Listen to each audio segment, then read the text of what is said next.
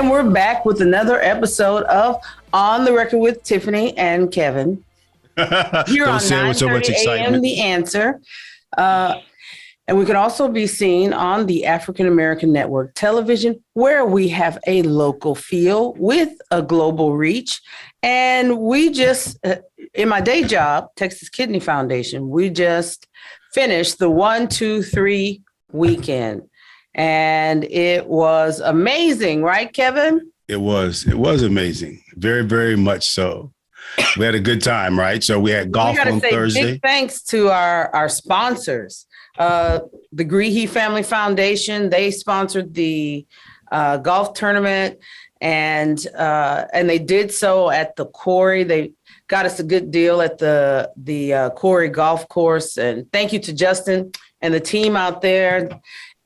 It was professional and wonderful, but the biggest thanks goes to DCI, Dialysis Clinics Incorporated. Mm-hmm. They really put together our golf tournament. They worked with the team over at the Quarry, and with all kinds of people that ended up sponsoring Texas Kidney Foundation. Didn't they do the golf shirts as well? They did the diamond necklace from Kendra Scott, and just they brought in volunteers, and it was just an amazing time. Yep. And then Friday night.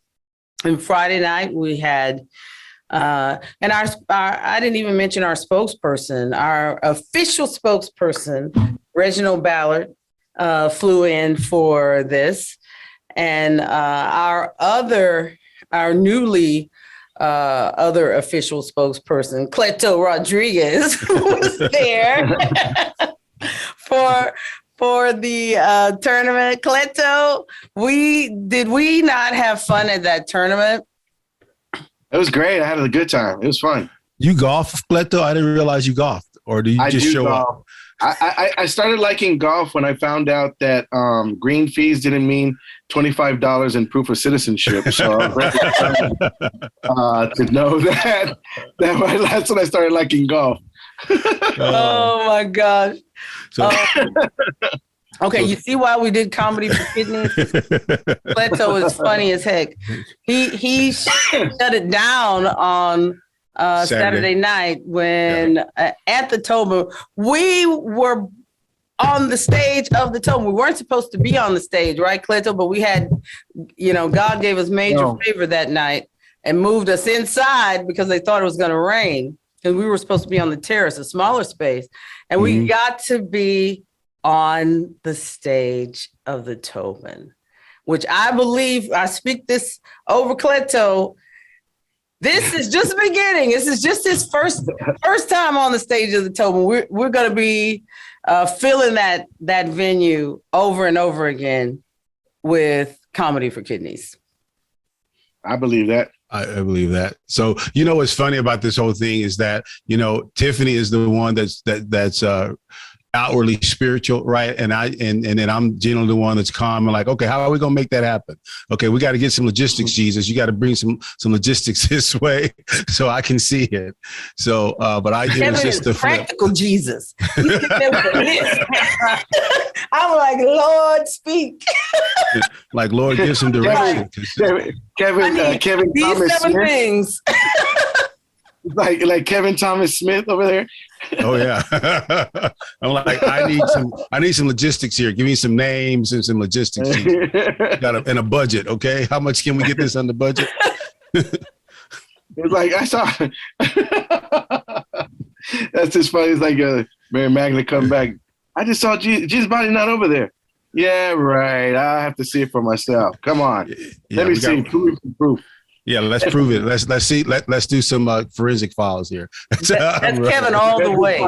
I will be like, okay, I feel like this is where we're headed. Blah blah blah, and he's like, "What? How's that going to work? Any pathway to what you were talking about?" Kevin, and it's so funny because I'm the same like you. With my wife's the same as Tiffany, and I'm the same as you. I'm like. She'll come out and she'll like, oh, God's going to make a way. I'm like, all right, I'm with you. I'm with you. I'm with you. Because I know for a fact if I go against that or I even question that, I'm like, that's a long night right there. That's a long night. We're watching The Passion of the Christ. It's like, forget that. It's going to be a long night. Yeah, it is. But the thing that I find interesting, let's just say this whole 1, 2, 3 thing, it was like an idea and Tiffany had thrown it out. And I was like, whatever. We're going to have to I said, we're going to have to God's going to have to open some lanes. You're going to have to meet some people, because there's a lot that goes into that stuff. And it just just happened. Really the really first thing that came was the golf tournament. Mm-hmm. That was with DCI. And there's some really great people over there. Kelly and Monica and Desiree really took the bull by the horns for us and put most of it together. Well, then the next thing that came our way was Vance Bradford. He came along and said, "Hey, I have this idea," and it was all Vance's vision, the comedy piece, because I don't know anything about comedy, how to put on a comedy show, how to promote a comedy show. I know that's not in my wheelhouse. I do early detection of kidney disease. The two do not match, And so he came in and started talking to me about it. And Vance is a visionary, and so when he started talking to me about this, I thought it was a great idea. And then he got the African American Network Television on board with the idea.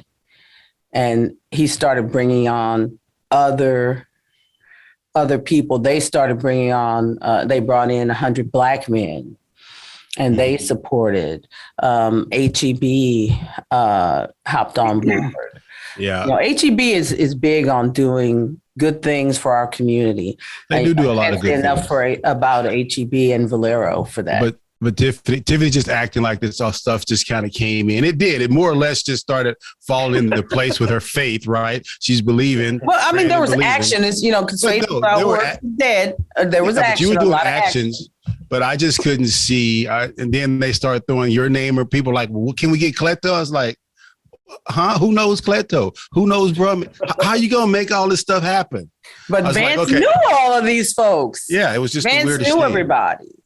Yeah. So and then he literally spent his time and talent leveraging what and who should be there. And he picked all of those comics. He picked Cleto, Goldie, Alex. He did all of that. Yeah, but you just have this way, Tiffany, with people of really, coming across. You are authentic and you present it, and even to the point where she has me opening up a consulting firm that specializes in nonprofits. And I'm like, okay, I don't know why I'm doing this, but all right, let's do it. It sounds great, right? This is that faith part of it there. That we're really good. And we just, although the 1, 2, 3 just happened Thursday, she did. I mean, that golf tournament, God brought the right people in place. We met Lard, and we met Vance, and then, those relationships that they have with you. And, I'd seen you on, different spots and everything. And I was just like, you're going to get, we didn't realize just how funny you were. Like, you're funny. Like, I didn't think you were, drunk Uncle Ned funny, but I thought you were funny, but I didn't know what a set looked like and how funny that was. That's completely different from just being funny on camera when you're talking to the audience and where's Cleto. Yeah. It's So, totally different. Where's Cleto? A lot of people. I had a lady come up to me one time. I've been doing stand-up comedy now 26 years. And I had a lady come up to me at HEB one time. First, she said that thing about, you don't look that fat. But anyway, she said to me that, she goes, you should probably try stand-up comedy because you're pretty funny. And it was so funny because she had no clue that I did stand-up. Mm-hmm. So, it's apples and oranges. I would tell people, a lot of people would, there's a lot of critics out there. Let's put it that way. And there were some that could not stand me doing the worst Cleto bit, and then they were like, he's not funny, he's not this and that, and people would say go see a stand-up, and they go, he's not funny on TV, he's not gonna be funny there. And I said, like, it's apples and oranges. And I would tell them, I said, look, come to my show. If you don't laugh, I'll give you your money back. And usually those shows are free. But anyway, so for the most part, let me ask you guys, who is your favorite comedian? Tiffany. Who is my favorite comedian? Oh, I can tell you immediately. It's Chris Rock. I love Chris Rock. I loved Chris Rock long before what happened on the Oscars. I love him even more after that. He has an incredible comedic timing. And when I was going through some of the most difficult times in life, he made me laugh. I'm not a TV watcher. I'm not I don't do any of that. But, in the tough times after miscarriages and stuff like that, that's who we watch, right, babe? Chris Rock. Yeah, Chris Rock. And then, of course, I used to dream of marrying Eddie Murphy before I met you, baby. Yeah, whatever. Then she found out Eddie was shorter than her father. Her father is already short. So. No, not see, don't be talking about Eddie.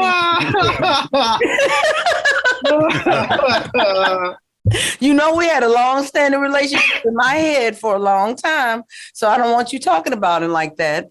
But that my favorite comedian, it's Chris Rock, hands down. I just think Chris Rock, Jamie Foxx, Eddie Murphy, those three are the best that I've ever seen in our community. And then you, of course, Cleto. Awesome. I love that. As long as I make the list, I'm okay. How about you, Kevin?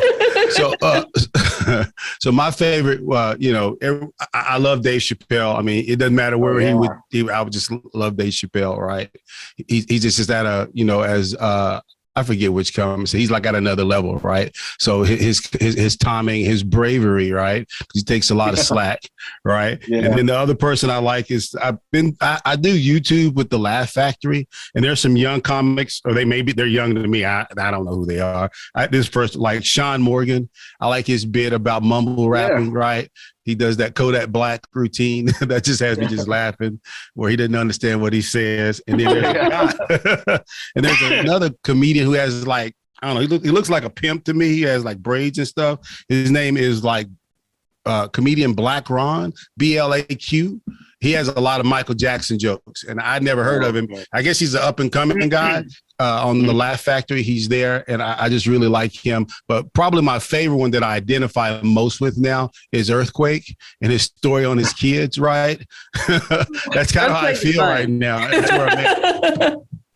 It's funny. I was at Mi Tierra one time, and Lavelle Crawford was in town, and I remember I was at Mi Tierra, and Lavelle, he's hilarious. He's pretty big and he's hilarious. And he was walking into Mi Tierra, and I'm looking at my wife. My wife's looking at him. She's looking at my mouth drops. She goes, "What's the matter? What do you do? What's wrong?" And I go, "That's Lavelle Crawford. That's Lavelle Crawford right there." "Oh, who's that?" I go, "He's a comedian. He was here at the Majestic. He was here performing." Yeah. And I was like freaking out that nobody was like running to him. I'm like, well, I'm running to him. Let me go over and say something. I went over and go, "Hey, Lavelle, how you doing? I'm Cleto. I'm a comedian here in San Antonio. And you mind if I get a pic?" And he was like, "No, man, for sure." And he was so down to earth, so cool. And for me, it's like, I mean, y'all named some. I mean, my favorite comedians, I like Cat Williams. I like Cat Williams. Oh, I love Cat Williams too. Cat has me crying. Dave Chappelle, Chris Rock, and I like Kevin Hart too. And then I'm trying to think of. I like Kevin Hart. You know what? I like Kevin Hart because he's always so positive. Like when I'm listening to Kevin Hart, I actually listen to Kevin Hart more for who he is than the funny part. He's funny. He's terribly funny, just hilariously funny.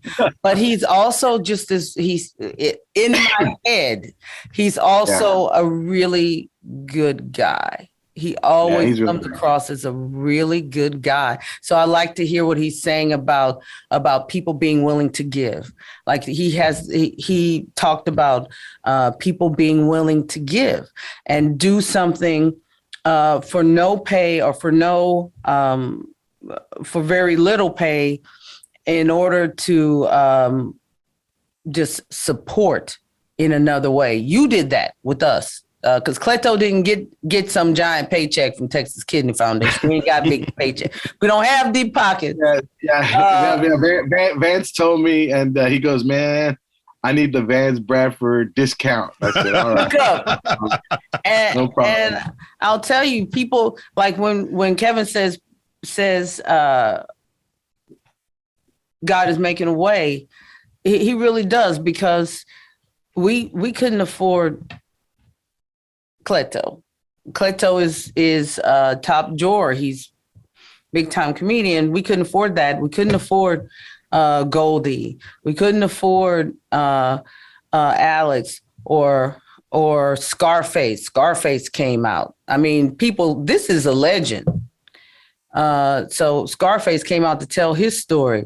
He's not a comedian. That's a huge rap star and activist and creator. I mean, he's a multi-talented producer. Like, he does not have a reason to be talking to us other than his kidney story.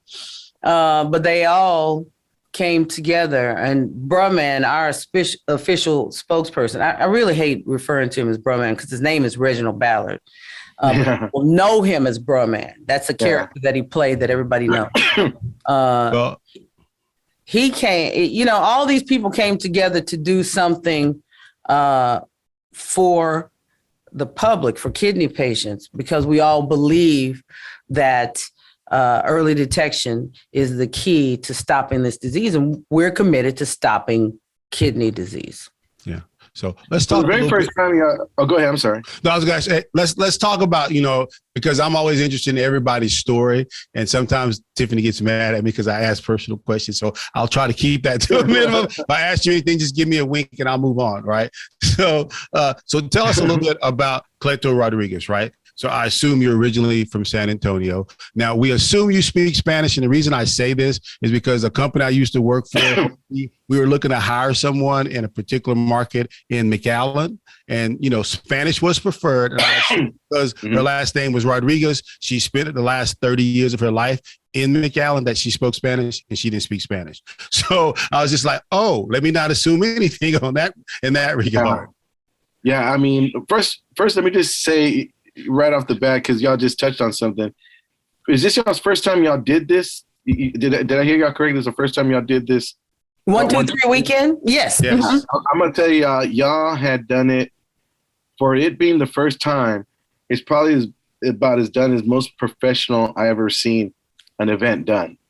And I think I've done a lot of them. I've done a lot of galas. I've done a lot, of tournaments. I've done a lot. But you guys from the get-go, from even with Vance as the middleman, it was like, I mean, the emails were there, the deposit, everything was just so done professional to the point where I was like, Vance, I'll catch up with you later. I gotta, head out. I had to leave a little early on Saturday after I got off stage, and he goes, "No, you sure, man? We'll take care of it." No, don't worry about it. I felt comfortable. And I thought that was done, and I just kudos to you guys for going that, y'all fooled me. Y'all had it really, y'all been doing it for years. So, that was a team. Thank you. Yeah, thank you. And back to the Spanish, not a lick of Spanish. Not a lick of Spanish. I'm the only one in my family that didn't. No, actually, I speak more Tex-Mex. And I remember I did a gig in the Valley, and let me tell you something. If you don't know perfect Spanish in the Valley, they crucify you big time. Like, you're a disgrace. You might as well not even go over there. And they'll Will Smith you right there in the and it's like get that Tex-Mex Out your mouth.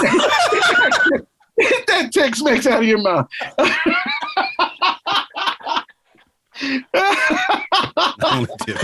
You done. That taco out of my mouth.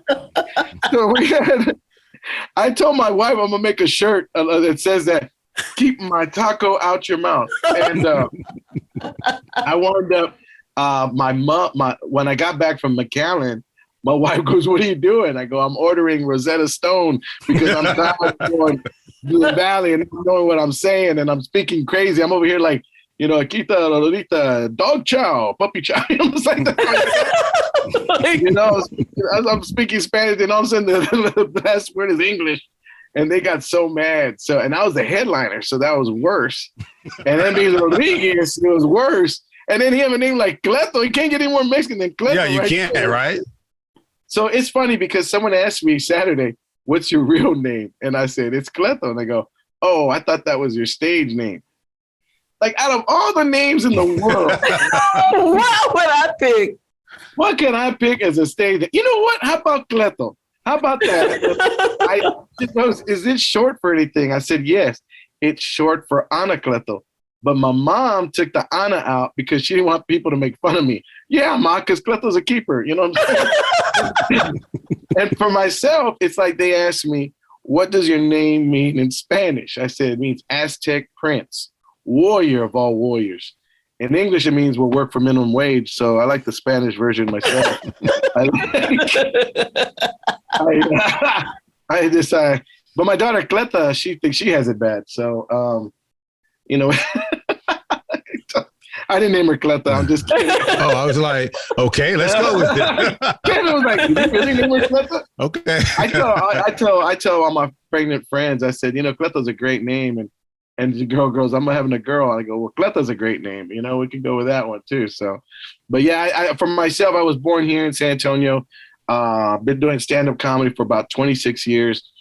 I started out 26 years ago, just doing an open mic at the LOL Comedy Club, and just started getting better and better. Then I met a guy named Vance Bradford, and he took me to some of the hot spots like Midtown, and so who were you? Where I actually did comedy for 4 pimps in the audience. And I was gonna say Midtown. Yeah, that sounds a little sketchy. Oh, let me tell you something. It was interesting. I was like, okay, this is kind of, it's funny. I actually, if you can make the pimps laugh, you can do anything now. Look, that's like going to the Apollo. You want to hear something funny? That's like the San Antonio Apollo. That is a San Antonio Apollo. You make people at Midtown laugh. You are funny. That's right. Right now, you are funny. And I look, there's no one on this planet that can tell me that I'm not funny. I'm gonna tell you, I did my first. I remember when I did my first a gig in prison. Okay, tell me more. Yeah, okay, this is interesting. So my church has a prison ministry, and the prison ministry pastor comes up to me and says, "Cleto," he goes, "Would you mind coming down to the prison and entertaining some of our guys in our Bible study?" Now, I knew the answer when he asked me. It was no. But, this is the church and there's a ministry. I'm like, all right, I'll do it, and I mean, I've seen American Me and all this stuff, I ain't trying to, I ain't trying to get shanked and anything like that. And I remember asking him, I said, "Well, how many's in this Bible study?" He goes, "Oh, on a good day, Cleto, probably 20, maybe." "Oh, all right, that's fine." So I go down there, and I didn't even know what to wear. I just wore all black like Johnny Cash. And I went down there, and I go, I get there, and we're there at the prison. I said, "Now, Pastor, how many people did you say? 20, right?" "Yeah, about that, Cleto. The warden found out you were coming, and they watch you every morning here, so he opened it up to the population." So now he goes, "Now you're doing 2 shows. The first show was with everybody in the prison, 300 people in here. And then he goes, then you're going to do another one for the knuckleheads." I said, "The knuckleheads?" He goes, "Yeah, they're a little bit of the hard cases." I said, "Okay." So now I'm thinking, all of them in one spot. Better be funny. So here I am. The only protection I have is this security guard that's this tall, like up to my shoulders, and she don't even have a gun. She don't even have a gun. So basically, and I'm like, I said, I'm gonna get shanked. I am gonna get shanked. I ain't leaving this prison. I'm done. I'm like, I'm gonna be, forget this. I'm like, oh man, this is not good. So y'all don't know, this lady could have known jujitsu. She could have been ready to take out 12 prisoners at once and put 2 in a headlock. You don't know what she could do. Tiffany, she could have been Bruce Lee for all I care. It wouldn't have mattered with 300 guys. I was like this, and it turned out that the first show with 300, I had them crying. I had them rolling. It was one of my best sets ever. I got blessed big time. I wish I would have recorded that set. It was so good. And then they left. So then they brought in the knuckleheads, and there was supposed to be 20 of them. Well, there's 10 guys that walk in, and they're sitting right in front of me like this. Make me laugh. Like this. And I asked the pastor, I said, didn't you say there was 20 guys? There was supposed to be, oh, yeah, Cleto, they got in a fight in the hallway, so 10 of them had to go to lockdown. I said, so you're telling me I got 10 agitated guys right now? And he goes, yeah, go get them. I'm like, okay. And I kid you not, there is no one on this planet that can tell me, because it was like shooting skeet. I was getting them one by one. Pull. I was getting one by one. And the last guy that would not laugh was, that Mexican guy that's got like the teardrop right here? Yep. No, this brother had like a waterfall just coming down right here. Like he had like water, like he done some crying. And I said, he had like tears just coming down. And I said, sir, this is the one joke that made him laugh. I said, sir, I've been here for 30 minutes trying to make you laugh, and you just been sitting there just looking at me crying. He went like this. I go, that's it. That's funny. You laughed. That's it. I'll take it. The more I did that, the more he laughed, and everybody just laughed, and everybody had a good time. And I was like, whoo. Wow.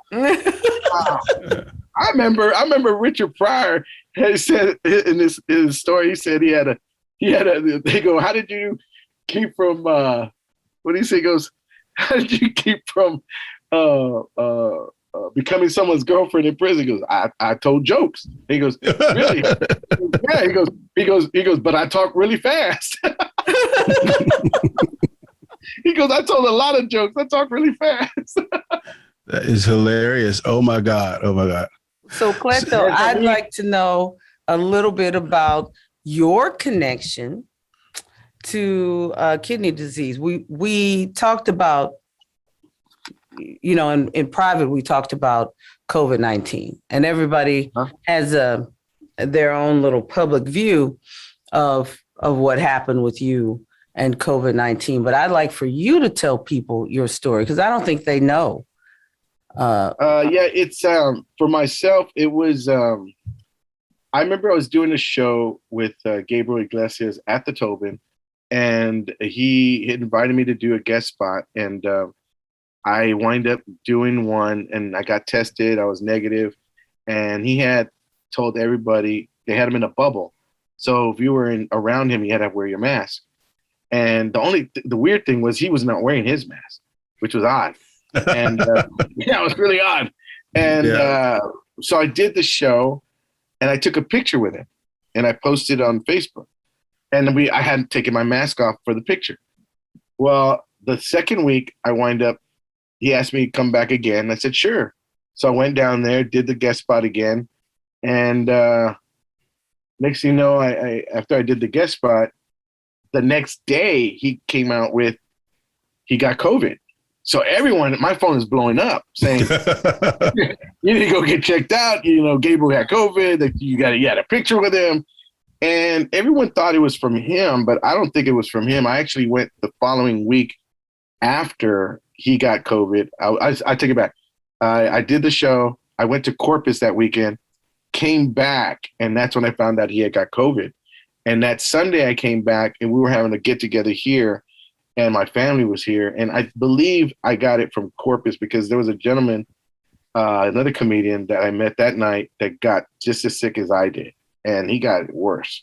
He had to go to rehab and so on. And but we were both in that critical point, and it got really to the point where I was at home and I had fatigue really bad, and I was just I never felt this way before. I was just so tired, and I mean, mind you, I mean, I'm overweight, and I've been tired before, but it's just, this was fatigue I never felt before. Yep. And I didn't want to do anything. And then I started getting headaches. I started getting, I never got a fever, but I did get fatigue, headaches, and a cough. I started getting a cough. And it was like, I thought it was allergies, because when people told me that Gabriel got COVID, I went to the pharmacy and I was in the car and they checked me and I was negative. And which I didn't believe those anymore. I was like, I came back negative, but so I thought it was the what is that Saharan dust that came through? And I thought that's what it was, because I get allergies every time that thing comes through, and I thought it was just really bad allergies. But I knew something was different because of the fatigue. Yeah. And when I got so fatigued and I saw the symptoms of COVID, and I go to my wife, I think I might have it. She goes, well, no, you don't have it because, you're negative. I go, yeah, but something's really going on here.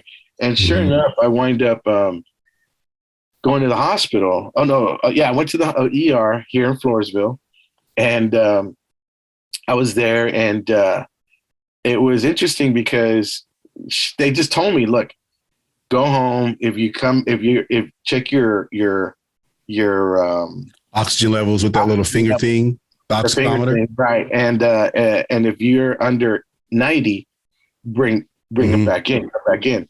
So this is when I knew I had an issue, because when I take a shower, I'm awake. But when I took a shower and I went to bed and slept, I said, okay, something's going on. And sure enough, I remember my wife took my oxygen level, and sure enough, it was at 86. Whoa. So that's bad. So she took me to the ER, and it kept going lower. And they were trying to, in Floresville, we're doing the best they can. And then all of a sudden they wanted to put me on a ventilator. And my wife said, no, we're going to transfer him over. And they transferred me over to Metropolitan downtown. And I went to the Metropolitan. And again, a huge thanks to everybody at Floresville for just keeping me leveled pretty much, because I was really, the cough got worse. My chest was getting worse. But when I got to Metropolitan, the whole, everything got real, because they had a whole ICU unit just right there for you. And all of a sudden I was just, I was getting a little worried, because I couldn't breathe. And then they had me on this airflow. I may as well had my head out of a plane, because that's how much air was coming in to get the oxygen in me. And I was so full of junk in my chest, in my lungs, that I had COVID pneumonia. And you get the x-rays, and it was like, everything is cloudy, and you don't see any black at all. You don't even see my ribs, nothing. This is like a cloudy day. I go, is this thing broken? What? I can't see. It's just all foggy. No, that's all the junk you got in your lungs. And I said, wow. And then after a while, it's kind of like they kept coming in like every day, taking my x-ray. And I'm like, I wanted to tell them, look, I don't have insurance. Like, I feel like George Lopez in his joke, like, hey, how much are these x-rays? Because I ain't going to be paying, all my money on x-rays, because it looked the same as it did the day before. And so sure enough, I was there in ICU for 2.5 weeks. And I went to the hospital, and I was telling Tiffany that, during this time, the hardest part for me was not so much the breathing, but the fact that my father-in-law got COVID, and he was 2 doors down. Ooh, and he was 77. He had Alzheimer's, and unfortunately he passed. He was on the ventilator, and I just couldn't reach him. I couldn't get to him. I couldn't comfort him. And that was hard for me. And, but mind you, this is probably the scariest moment in my life because did you catch it at the very first part of, there was that, I kind of compare it to the first wave, right? Were you in that first group of people where they were kind of sort of figuring it out, right? They didn't know quite what was going on? Actually, I caught it when it was the Delta variant. And the one before Delta was, I don't know, I can't remember, American Airlines, United, I don't know. Yeah. But yeah, it was the Delta one that got me pretty hard. And then the Omicron came afterwards. But the Delta one, when I was there in the hospital in ICU, it was just kind of like it was interesting because I, as a believer, you want to really find out where you are in your walk with Christ and God. You go face that. Yeah. Face the fact that you can meet your maker in about a minute because it's so unpredictable. The virus is so unpredictable that it plays mind games. I mean, you have got so much in your head going on, and it became a playground for the enemy, really, because I was giving into everything that was of man. My faith was not even a mustard seed, I don't think, at that moment. Because I was just so petrified that I was leaning on man so much to get me well. And I was telling Tiffany that the lady told me, we're going to put these like antibodies in. I'm like, lady, you can put crack cocaine in me. I don't care, whatever you got, just to help me feel better. And that was it. So you did I was going to ask, because go ahead, Tiff, I'm sorry. How did, with all of this, there was a bunch of controversy about whether or not why you didn't get vaccinated prior. Yeah.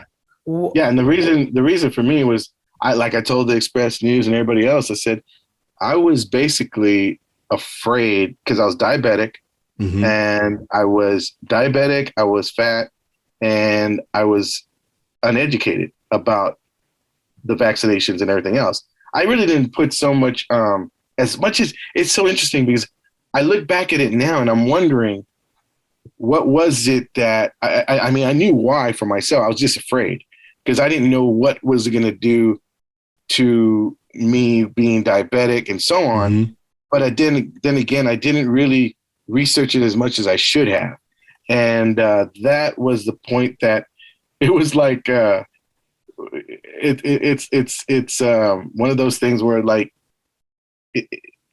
not a better late than never, but it was like, I wish I would have done this sooner, kind of deal. That's that patient empowerment piece that we talk about all the time is that people, you have to be your best advocate. Cleto is a prime example of, for everybody that's listening, you have to be your best advocate. And he's doing that right now by using his platform to let people know, get tested for kidney disease, get tested for whatever it is, whatever is our next thing that we're dealing with.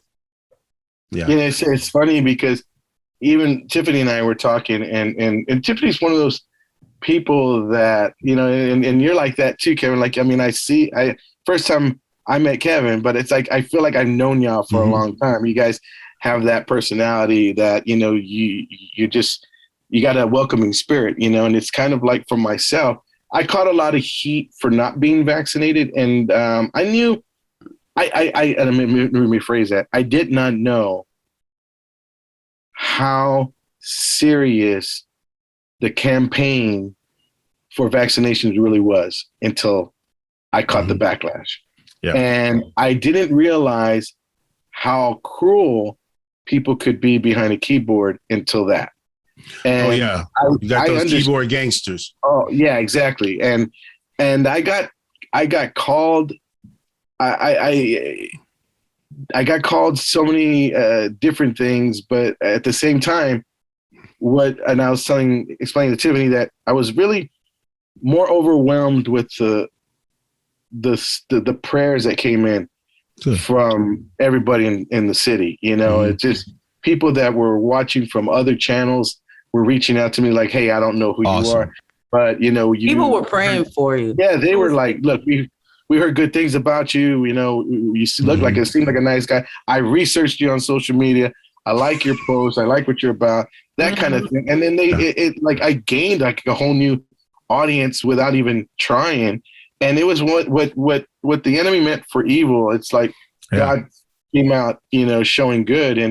And it was not like, I didn't realize that if you weren't vaccinated, all of a sudden you were a bad guy and that you were a bad person. But I did see their point. I did see the fact that, you know, it was not that they made it seem, I'm trying to find a way to put this in my act, because a lot of people were making it seem like they made the vaccinations themselves, you know, like they were in the back of their house with WD-40 and Windex and fire and like, hey, guess what? You need to take it. And I'm like, hold on a minute, you know, I mean, wait. We just hit pay dirt. Yeah. You know. You just have no idea. They just made it sound like they made it themselves. And I'm like, oh my goodness. Yeah, it's like, it was really crazy. Tiff and I talk about this, right?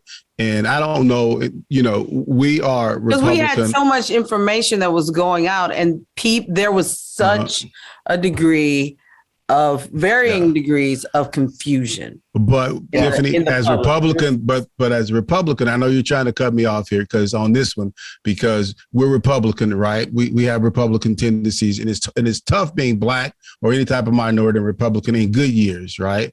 But we dropped the ball on this one. We made this into an issue. This is one of the things that I think Trump, he was thinking out loud. He was thinking his thoughts in real time on Twitter and in public, right? When those should have been which is never good, right? President, because he's getting a lot of information, right, coming in, right? And so that's causing confusion with us, right? Us being the general public.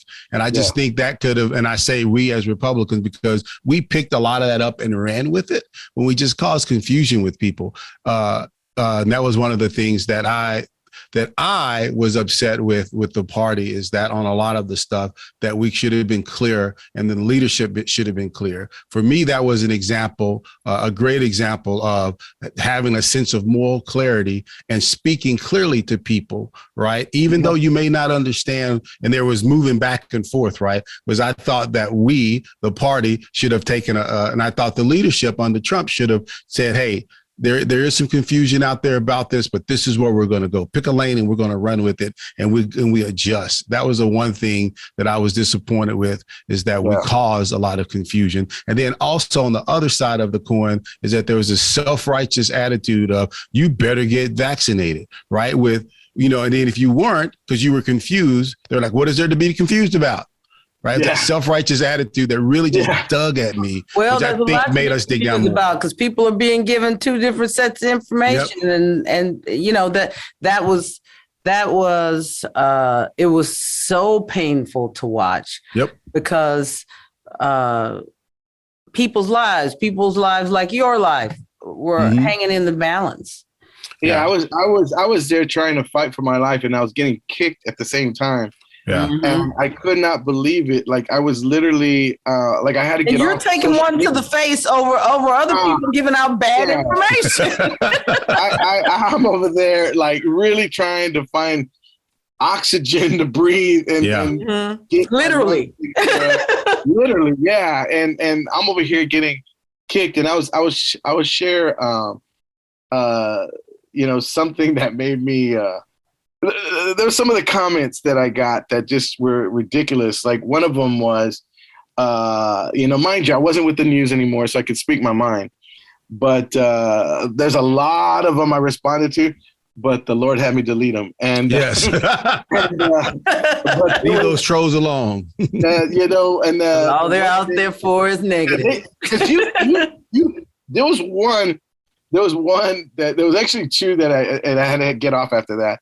The one guy, he goes, look, all that money they helped raise for you, you should have probably gave it to a family that didn't ignore science. So if you pass away, that's on you. And I'm thinking to myself, this is what I was getting. Great. This is what I was getting. So I went ahead and I said, okay. I responded back, I said, sir, let's get this straight. I flunked science. Okay.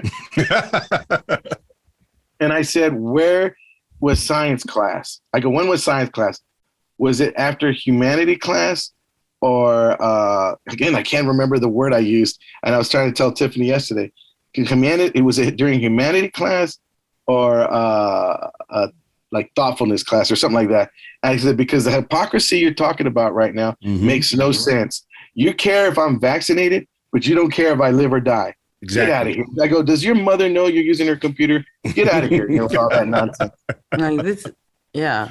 You know, it's so funny. My dad, he lives with me now, and my dad is like old school. Like, you know, he has no filter whatsoever. And like, if you were to put Archie Bunker, Fred Sanford, and George Jefferson together, and he was a Mexican, that's my dad. Oh, I love it.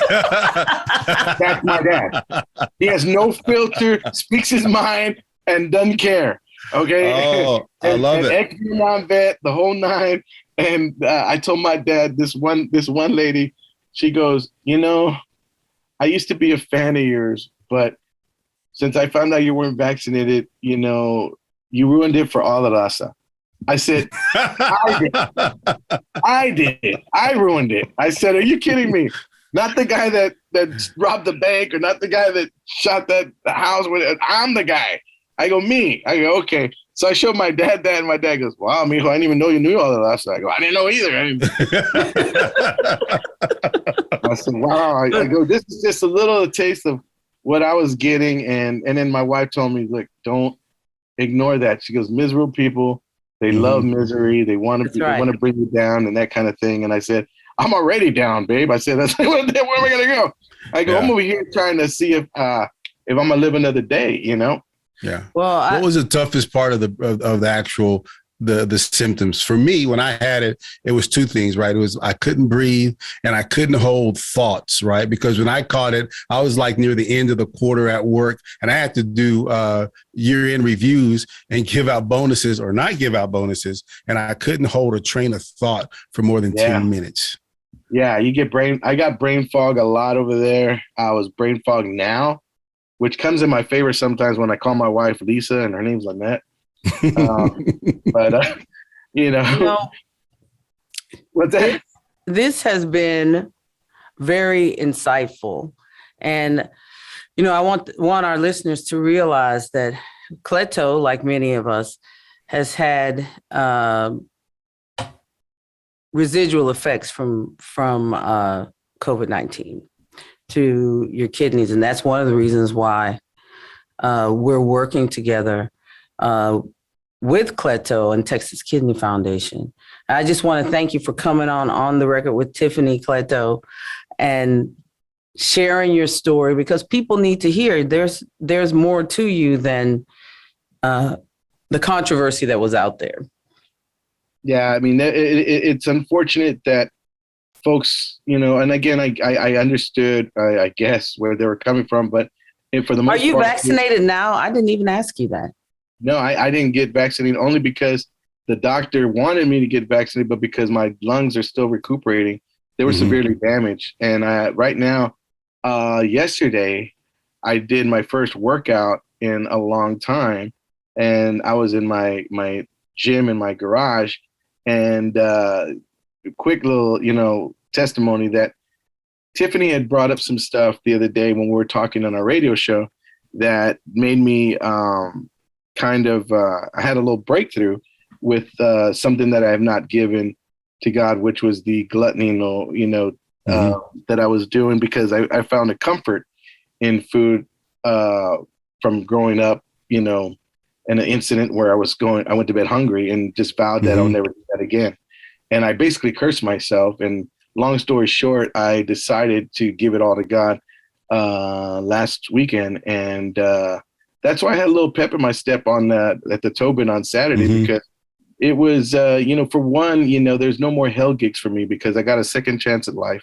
Every gig is a perfect gig for me. There's no way that I mean, I've found I have a new perspective on life. And, awesome. You know, and I do not, you know, I know COVID damaged my kidneys a little bit, and now I'm trying to recuperate and try to get back to where I was, get off my meds for diabetes. I weighed myself on Friday, right after the next day after because that's when I decided to just give it over to him and let go and let God and surrender everything.